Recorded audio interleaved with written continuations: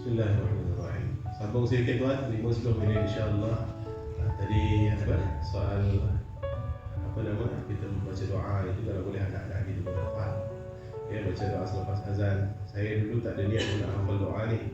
Tapi sebab dah hari-hari pun dengar kita hafal, ya. Apa dia punya fadilah? Artinya halat lahu syafaati yaumil qiyamah. Maka pasti untuknya syafaat pada hari kiamat. Setakat membaca doa selepas azan. Baik tuan-tuan, sekarang masuk pada pesanan Rasulullah sallallahu alaihi wasallam. Poin yang ketiga ini waladun salihun yad'ulah. Anak saleh yang mendoakan. Tuan, 2 minggu lepas ni bulan itu 2 minggu lepas.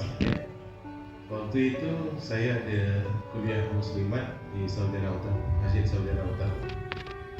Waktu itu kita cerita satu kisah dari kitab Siyatul Qulub, Cambuk Hati, Rotan Hati, dan yang mengarang kitab ini Dr. Ibn Al-Qarni, yang pernah mengarang kitab Al-Tahzan yang sedih. Jadi dalam kitab itu salah satu kisahnya Sayyidina Ali radhiyallahu anhu dia berbicara dengan orang kubur, berdialog dengan orang kubur. Pastinya dia seorang-seorang cakap saya cakap salah satu poin bicaranya kat situ apa? Anak-anak yang kalian banggakan sekarang sudah melupakan kalian. Wallahi tuan, tahun 2008 waktu saya baca kisah ini, 2008 tau, musim panas kat Kairo. Sahabat saya nama Mahir Muhammad Saleh, dia hadiahkan saya kitab. Ya, waktu itu kita baca, otak saya simple saja waktu itu. Bila dah baca anak-anak yang kalian banggakan sekarang sudah melupakan kalian, otak saya cakap, oh ni mesti mak ayah yang anak-anak yang letak mak ayah di dekat rumah pengasih. Dia berhenti kat situ. Dah, kemudian saya baca lagi kisah. Adalah buat saya menangis. Tapi bila saya balik ke Malaysia 2010, rupanya ada satu realiti yang saya terkejut. Dan realiti itu bukan setakat terjadi 2010, bawa ke tahun 2022 sekarang ini baru jadi, masih jadi. Kita waktu itu cerita pada kakak-kakak ibu tersebut kisah dari kitab Siyatul Qulub tu. Ada satu orang yang terinspirasi. Apa yang saya sharekan pada mereka tahun 2010 dulu, ada budak-budak dari universiti, budak-budak habis SPM, PMR, mereka tak tahu doa untuk mak ayah macam mana. Saya share benda tu lah, benda yang saya share pada tuan-tuan. Mereka tak tahu doakan mak ayah. Kalau zaman sekarang terbuka sikit kepala saya. Ada mak ayah yang memang tak nak anak dia jaga. Letak mak dekat pondok sini, letak mak dekat rumah pengasih sini, makan terjaga, ada program agama apa semua, kau cari duit, kumpul duit, bayar fee bulan-bulan untuk mak. Ada yang seperti itu. Sebab ada jemaah ni Masjid Tenaga Jaya pun seperti itu. Tak apalah, kalau itu request daripada maknya, memang banyak juga pondok untuk mereka-mereka yang dah dewasa tuan-tuan, ya. Jadi tuan, bila saya share benda ni, salah seorang jemaah nama dia Kak Wan, dia ada 10 biji event jemput dan juga hantar budak-budak sekolah, termasuk dia lah driver ni. Jadi dia tuan-tuan terfikir, bila kuliah ni kan banyak ustaz-ustaz share macam-macam. So waktu tu saya share satu benda yang mungkin dia tak pernah dapat dari ustaz yang lain, baru terfikir nak tanya pada anak-anak berkaitan doa ada anak untuk orang tua. Tuan-tuan, waktu tu bila dia punya terkejut, dia punya sedih dan dia punya excited nak share dengan saya sharekan pada tuan-tuan. Tolak dululah perempuan ni suaranya ulama kata aurat apa segala macam. Tuan, kita ambil iktibar. Cuba dengar. Ya, saya share pada tuan-tuan. Ini baru 2 minggu lepas tau. Sekejap. Saudara utama dengan kita tak jauh Saya fikir 10-11 km. Kakak tes budak-budak sekolah menengah tingkatan 1, tingkatan 2. Kakak tanya, tahu tak doa mak bapak? Saya baca doa Melayu. Saya baca doa Melayu je dalam Ciwan. Cuba je. Pas-pas ke belakang. Ya Allah. Kawan geram. Apa? Okey.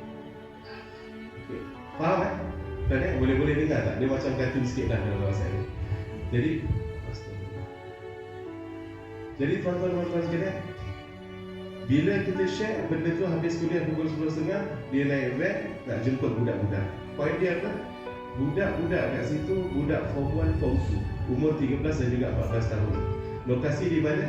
Saujana Utama. Berapa km dari kita? 10 ke 11 km sahaja, tak dari kita. Bandar ke tidak? Bandar. Dan Saujana Utama, tuan-tuan tahu dia orang punya majlis ta'lim, dia orang punya hidup nasib Surau itu macam mana. Sebab Melayu kat situ ramai, sama macam kat sini lah. Tuan-tuan, bayangkan pertanyaan dia dengan budak-budak yang 13 tahun, 14 tahun naik red, korang baca tak doa untuk mak ayah? Dia jawab, baca tapi bahasa Melayu dia. Dia was-was, ya ke? Cuba akak anak-anak, acik tak dengar korang baca yang doa bahasa Melayu untuk mak ayah? Dia pas-pas dekat kawan dia. Even yang bahasa Melayu pun tuan, tahun 2022, bukan kat hulu mana-mana ni, dekat sarjana utama tuan, untuk anak-anak itu doa mak ayah tak penting. Dan mak ayah pun merasakan tak pentingnya doa yang didoakan tadi ada untuk dirinya. Macam mana tuan? Dan itu jadi betul. Saya buat cerita kan? Tak. Saya share benda yang agak basi pada jemaah-jemaah. Sebab pada itu kita masih cerita soal takwa. Kebetulan dalam kitab Tamirul Ghafilin yang kita bahas itu mengkaji soal takwa. Saya teringat kisah Siyatul Qulub. Saya sampaikan pada mereka, ingatkan berhenti tahun 2011-2012 settle. Hanya jadi bahan zaman dahulu saja, tak. Rupanya sebelum kita mati betul ni. Untuk kita mak ayah tak penting doa daripada anak-anak. Sekarang tuan, itu sekarang Pak Tunggul dah ditinggalkan maknya tu. Mbah meninggal tahun 2014, Mbah Putri, dekat Jawa saja. Sekarang 2022, dah 8 tahun. Dia pernah ngadu dekat mak saya, depan saya ni waktu mak makan. Waktu makan masa tu entah macam mana cerita, kita boleh cerita balik, oh Mbah waktu meninggal tu badan dia panas, ada kat tangan dia. Kerana rumah saya mandikan dia, kepala dia kat tangan saya ni. Lepas tu dia ngadu, dia cakap berdua berdialog dengan mak ni sambil saya dengar. Muping lah, bukan muping, kerana memang dengar. Cakap mak bapak ni, kok dunia tak pernah tekan mimpi dia tu. Mak kau taklah datang dalam mimpi aku ya. Dia kata begitu. Tuan-tuan, tapi tak apa.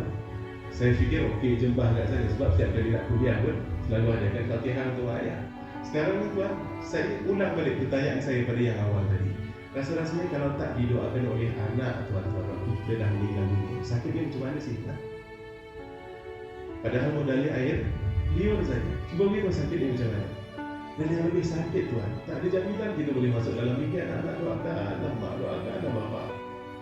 Sebahagian orang saja boleh nampak bapak dia sedih kat alam sana tu, kemudian baru nak doakan.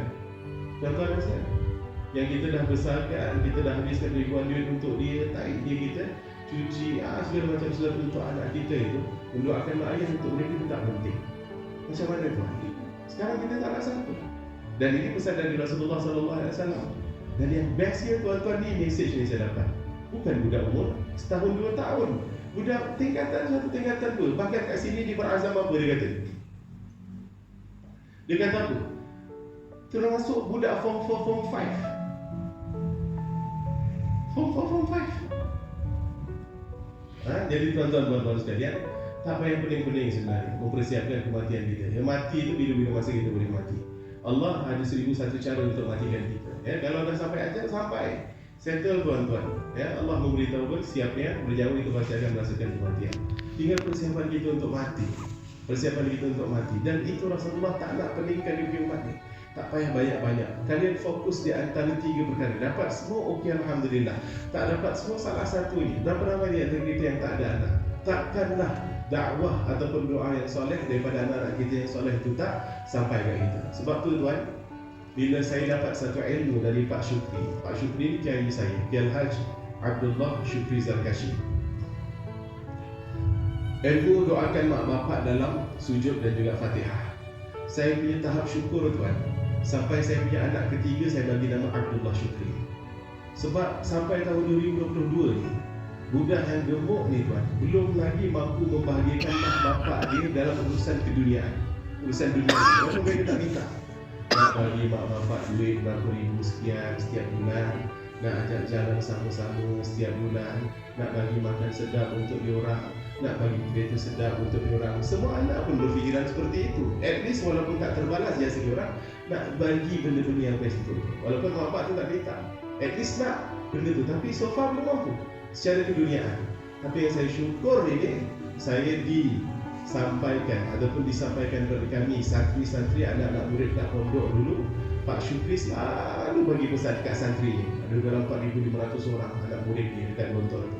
Dia cakap apa? Setiap kali kuliah umum dia dalam program Khutbatul Anish, minggu berkenalan, minggu orientasi, dia pasti akan pesan benda ni. Anak-anakku, jangan sampai kalian melupakan orang tua kalian di Fatihah dan sujud kalian.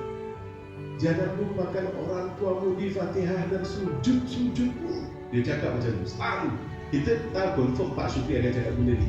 Tahu lah, dah 7 tahun kat sana, 7 tahun dia sampaikan benda yang sama. Di antara pesanan ni. Jadi macam mana cara? Fatihah, lepas baca Al-Maghdubi alaihim waladdallin, kita baca Rabbil firli wal walidayya. Ini ilmu daripada tuan-tuan guru pondok kita. Ada yang amal, ada yang tak. Tapi ada satu dari hadis Rasulullah SAW yang super sahih, sebab datang daripada Imam Muslim. Diberitahukan apa kepada kita? Aqrabu ma yakunul 'abdu min rabbih wa huwa sajid. Fa'akthiru ad-du'a. Situasi kondisi paling dekat seorang hamba abdi kepada Tuhan itu waktu dia itu sujud. Tuan-tuan. So tak mesti kita kat Mekah, tak mesti kat Madinah, tak mesti depan Multazam, tak mesti dalam Raudhah, tak mesti dekat Subang ke, dekat bilik kita ke. Kalau kita sujud, itu antara kita dengan Tuhan macam ni dekatnya, dekat sangat. Oleh kerana korang dekat, jangan koyo. Maksudnya macam tu apa dia? Perbanyaklah minta pada Allah Subhanahu Wa Taala. Dan di antara doa yang mudah apa? Minta ampunan pada Allah. So kita doalah lepas kita baca Subhana Rabbil A'la bihamdihi 3 kali itu, selipkanlah doa Rabbil firli wal walidayya. Settle. Ya Allah ampunkan dosaku dan juga dosa kedua orang tua. Walaupun ada hadis yang lain memberitahu dalam sujud kita jangan lupa minta untuk husnul khatimah. Tapi sujud-sujud kita dekat Malaysia ni berapa panjang tuan-tuan? Ya? Berapa panjang kalau kita salat Jumaat? Tak panjang kan, tak lama. Kita ada qabliyah, kita ada ba'diyah, kita ada tahajud, kita ada duha dan juga yang lain-lain.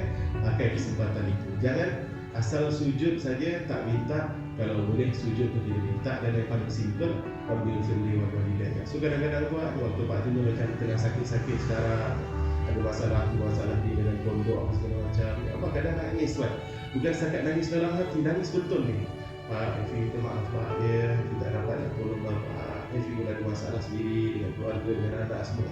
Tapi Pak, waktu Efi dekat dengan Allah, Efi minta ampunan Allah untuk Bapak dan juga Mak. Itu selalu. Benda ni saya bebel berapa kali banyak kali. Dan setiap kali saya bebel tu saya sedih kan. Itu belum lagi Allah izinkan untuk aku dapat tafarruq ataupun dapat mendekatkan diri saya pada mak ayah saya dengan cara dunia. Dan orang tak nak benda tu sekali. Saya tahu. Jadi tuan-tuan, itu dia. Tuan bayangkanlah 2022 anak tak tahu doa. Ngaku dekat Aceh event tu kita baca doa bahasa Melayu je. Kemudian disuruh baca doa bahasa Melayu, suruh kawan dia macam tu. Tuan nak siapa ni? Merdeka 65 tahun tu macam mana sebenarnya? Pertanyaan tu. Okey ke tak okey tuan? Handphone mereka canggih. Ribuan ringgit harganya, takkan benda macam ni tak boleh. Dan Allah tuan, saya syukur ada informasi seperti ini. Biar apa? Biar kita celik. Biar sebelum kita dimandikan, sebelum kita dikafankan itu kita tenang. Cek dulu anak-anak kita. Termasuk pada anak saya. Si Alia Khadijah yang pertama, dia kata solat. Dok, kalau sujud baca kuat-kuat. Waktu zaman 3P kita tak pergi masjid tuan Jadi kita jamaah kat bilik tu. Jamaah kat rumah tu kat bilik tu. Saya imam kat depan sebab saya seorang je lelaki yang dewasa. Pak Tunggul banyak tinggal kat section 20, mak saya sakit. Mak saya lagi seorang tu. Kita sujud. Saya minta dia baca Subhana Rabbil A'la bihamdihi tu kuat-kuat. Macam dia yang imam. Dok, ini seminggu ni baca Subhana Rabbil A'la bihamdihi, Subhana Rabbil A'la bihamdihi, Subhana Rabbil A'la bihamdihi, Rabbil firli wal walidayya. Baru lepas tu saya Allahu Akbar. Kita duduk antara dua sujud. Tak apa. Saya nak didik dia, nak biasakan dia tuan-tuan. So saya nak dengar benda tu. Artinya saya tenang. Dipanggil menghadap Allah SWT. At least ada salah satu bekal saya. Anak saya sujud menghadap Allah. Dan dalam sujud itu didoakan untuk mendapatkan ampunan untuk bapa dan juga maknya. Jadi syukur kita jadi umat Muhammad SAW.